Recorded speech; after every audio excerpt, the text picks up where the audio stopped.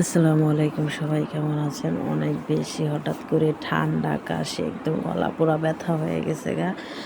তো এদিকে সকাল সকাল কি রান্না বান্না করলাম সেটাই আপনাদের সাথে শেয়ার করতেছি। সকালের খাবার দাবার শেষ, আমাদের যেহেতু মেহমান আসবে তো তা না ওনাদের জন্য আর কি গরুর গোস্ত, এদিকে আবার আমরা ছোটো মাছের তরকারি আলু দিয়ে খেয়েছি, সেটা আর কি দেখাচ্ছিলাম। এদিকে আবার জালে কুমড়া ভাজিও ছিল, আর ছিল ডিম বোনা। এদিকে মুরগির গোস্তটাও কিন্তু রান্না হয়ে গিয়েছে।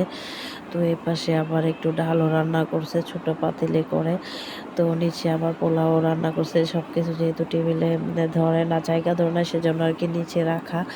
তো এখন হচ্ছে আমি ঘর দুয়ার সব কিছু ঝাড়ু দিয়ে পরিষ্কার করে নিব। আর গ্রামের ঘর বাড়ি প্রতিদিন মুছতে হয়, মানে একটা নাজেহাল অবস্থা।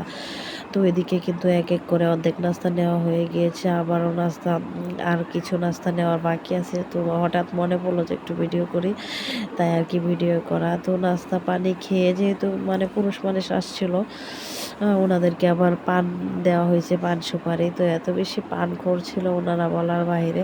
তো দেখেন এদিকে কিন্তু 2টা বাটি নুডলস ঘুরে আসছে আর কি, ওনারা খায় নাই।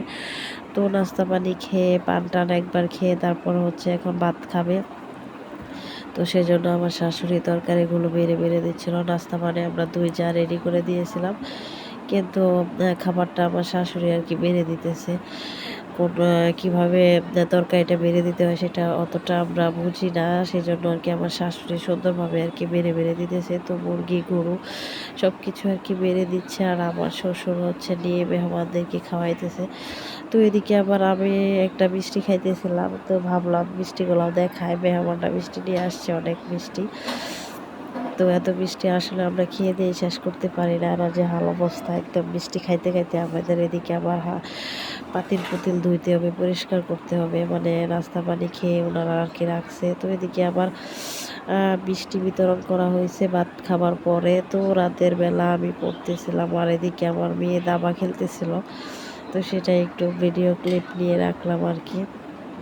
আমার যেহেতু পরের দিন পরীক্ষা, সেহেতু আমার পড়ার অনেক চাপ ছিল। তো মাত্র 4টা পরীক্ষা আর কি আমার গেছে। তো পরীক্ষা হচ্ছে আমার 8টা, খালি চিন্তা করতেছি কবে পরীক্ষা দিয়ে শেষ করব। তো এদিকে আবার সকাল সকাল ঘুম থেকে উঠে দেখি যে আমার ননদ বলতেছে যে ছাগলের বাচ্চাটা নাকি মারা গেছে। তো ছাগলের বাচ্চাটা 15-20 দিন ধরে অসুস্থ ছিল, আর ছাগলের মাটা এত বেশি কান্না করতেছিল, কি বলবো আসলে। মানুষও তো তাদের সন্তান মারা গেলে, দুনিয়া থেকে চলে গেলে এভাবেই কান্না করে। ছাগলকে দেখে সেটা বুঝতেছিলাম। আমার শ্বশুর আবার দেখতে আসছিল ছাগলটাকে, যে আসলে মারা গেছে কিনা। একদম শক্ত হয়ে গেছে ছাগল। তো এদিকে তার মা অনেক বেশি কান্না করতেছিল ছাগলের জন্য। এখন আমার শ্বশুর এটাকে কোদাল দিয়ে নিয়ে আর কি মাটির নিচে পুঁতে রাখবে, মানে যেন কোথাও জীবাণু না ছড়ায় আর কি বাতাসের মাধ্যমে, সেজন্য মাটির নিচে পুঁতে রাখবে। তো তারপর আমি খেয়ে দিয়ে সকালবেলা আর কি পড়াশোনা শেষ করে খেয়ে দিয়ে কাছারিঘাট হয়ে আর কি যাচ্ছিলাম অটো দিয়ে। তো নৌকা দিয়ে যাব পরীক্ষার হলে। তো একা একা পরীক্ষা দিতে যাইতেছিলাম, আর অনেক বেশি মিস করতেছিলাম আমার বান্ধবীটাকে, কারণ কখনো একা একা পরীক্ষা দিতে যায় না, এই ফার্স্ট টাইম।